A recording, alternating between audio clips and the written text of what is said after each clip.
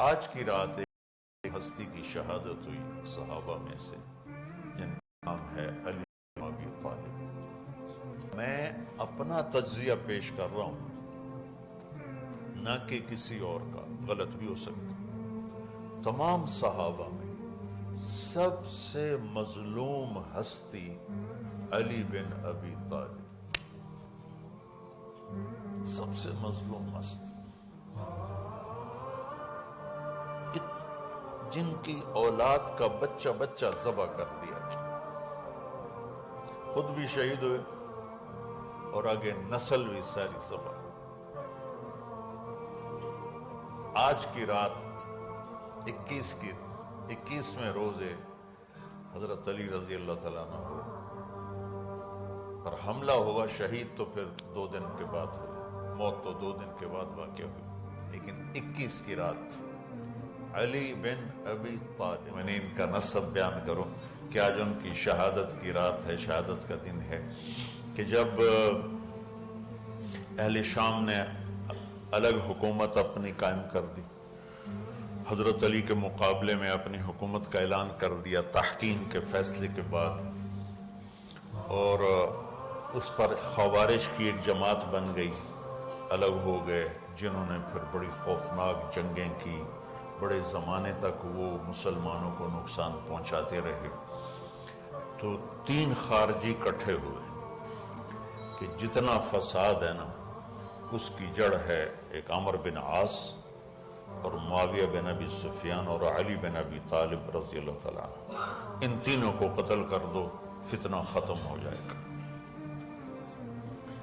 تو عمر بن عاص اس دن آئے ہی نہیں، وہ مصر کے گورنر تھے، فجر کی نماز، تو جو ان کی جگہ آئے وہ مارے گئے، شہید ہو گئے۔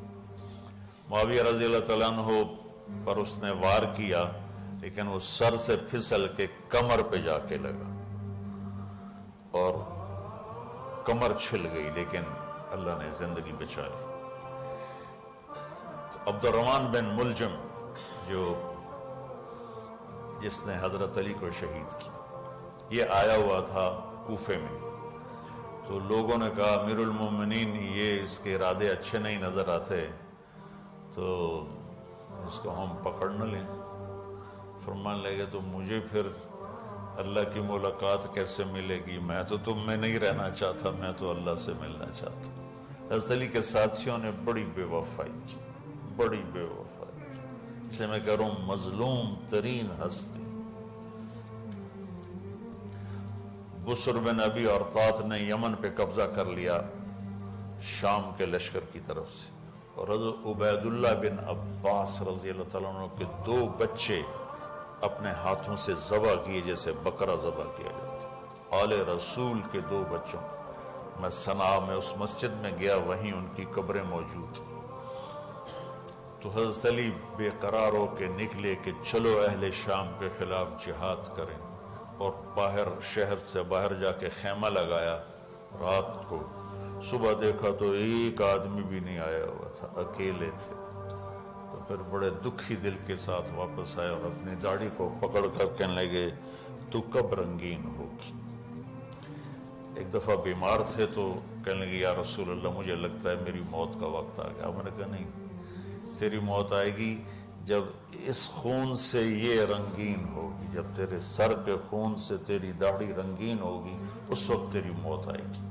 تو اس جملے کو یاد کر کے کہتے تھے تو کب رنگین ہوگی، تو کب رنگین ہوگی۔ چونکہ ساتھی ساتھ چھوڑ گئے تھے، تو شدید قسم کی بے وفائی کا سامنا ہوا۔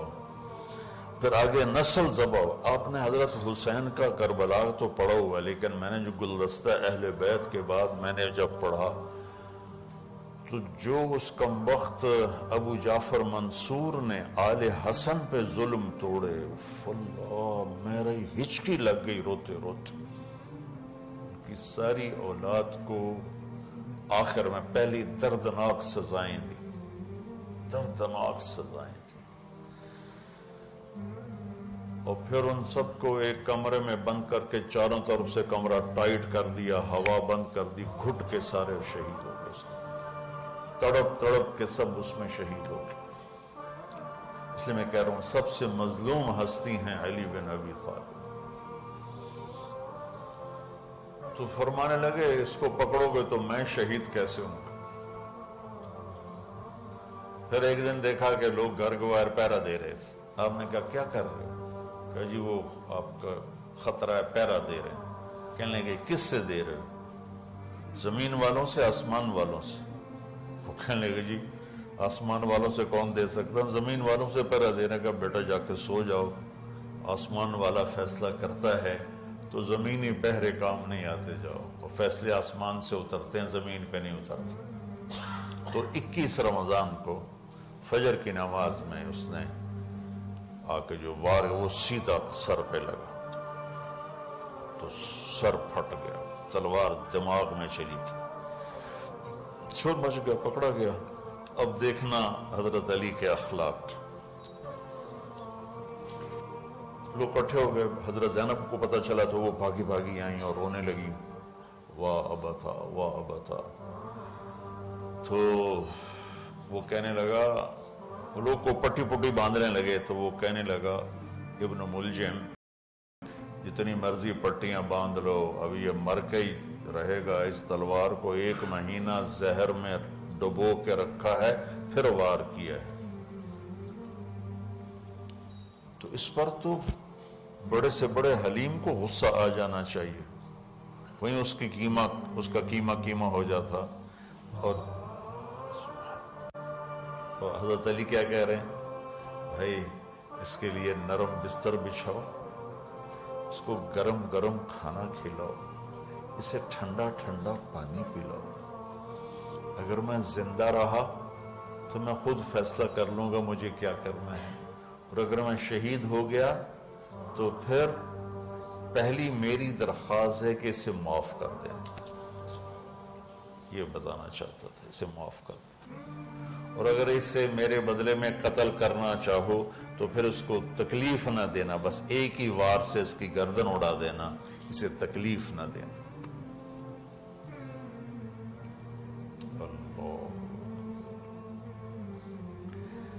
آپ پڑھیں گے نا صحابہ کی سیرت تو سب سے زیادہ فضائل حضرت علی کے, سب سے زیادہ مقام اور مرتبہ تو ویسی جیسے خلفائے راشدین.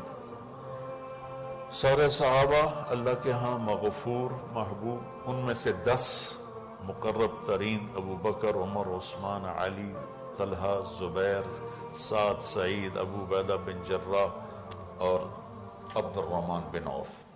پھر ان 10 میں سے 4 محبوب ترین جو خلفاء بنے. پھر جیسے ان کی خلافت کی درجہ بندی ہوئی ایسے ان کے مقام اور مرتبے کی درجہ بندی ہوئی, لیکن فضائل سب سے زیادہ حضرت علی کے ملتے ہیں.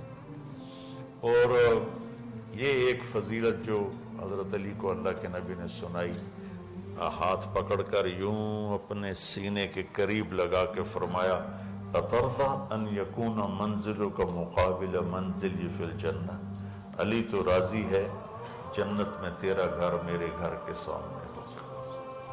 تو حضرت علی رونے لگے کہ میں راضی.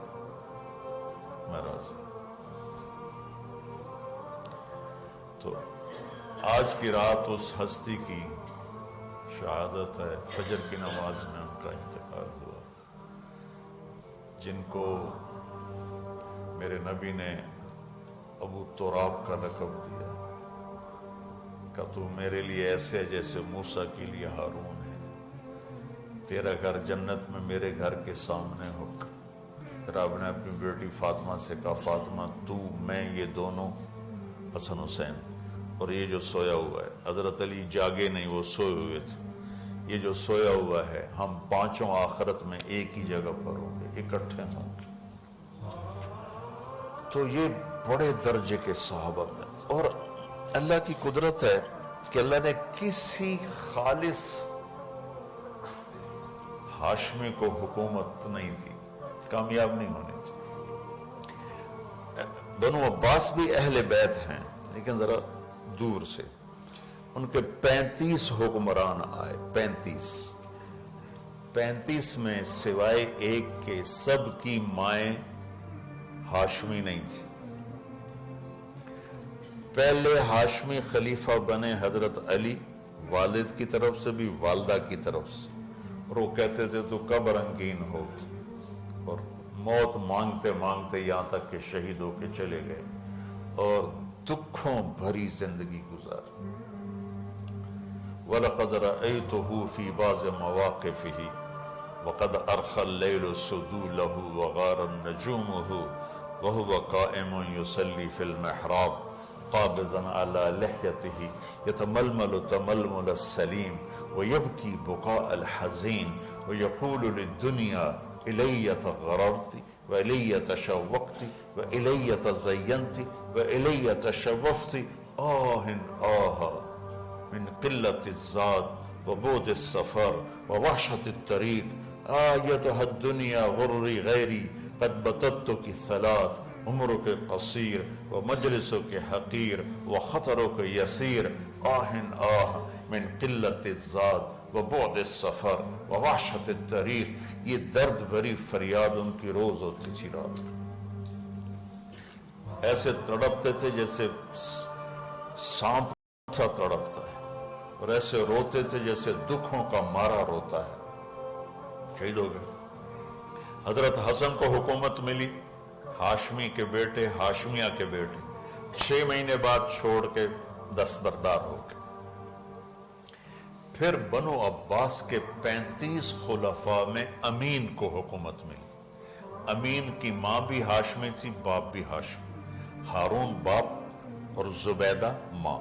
زبیدہ ہاشمیہ تھی اور ہارون ہاشمی تھا. مامون اس کا بھائی باندی کا بیٹا تھا. امین زبیدہ کا بیٹا تھا، اور ہارون نے زبیدہ کے پریشر میں وصیت نامہ امین کے لیے لکھوایا، اور بعد میں مامون، کہ پہلے خلیفہ امین ہوگا، امین کے بعد مامون ہوگا. امین کو 2 سال کے بعد مامون نے قتل کروا دی اور حکومت پہ قبضہ کر لیا. کسی خالص ہاشمی کی حکومت نہیں چلی. اور امام حسن نے حضرت امام حسین کو بلا کے فرمایا کہ میرے بھائی ایک وصیت کرتا ہوں جب انتقال کا وقت، کہ میں نے دیکھ لیا ہے اللہ نے ہمیں نبوت دی ہے، ہمیں حکومت نہیں دے گا. حضرت حسن کو اللہ نے اللہ کے نبی والی فراست دی تھی. امام حسن اس فراست کے مالک تھے جو اللہ کے نبی کو اللہ نے دی تھی. وہاں سے حصہ ملا تھا فراست کا. عجب عجب باتیں فرما. جب حضرت علی نے مدینہ چھوڑنے کا ارادہ کیا، ابا جان مدینہ نہ چھوڑو، مدینہ نہ چھوڑو، آپ اکیلے ہو جاؤ گے، آپ تنہا ہو جاؤ گے، مدینہ نہ چھوڑو. تو امین کو مامون نے قتل کروا دیا، اور پھر اس نے خود 20 سال حکومت کی. تو اللہ تعالیٰ نے اہل بیت کو حکومت سے گندہ ہی نہیں ہونے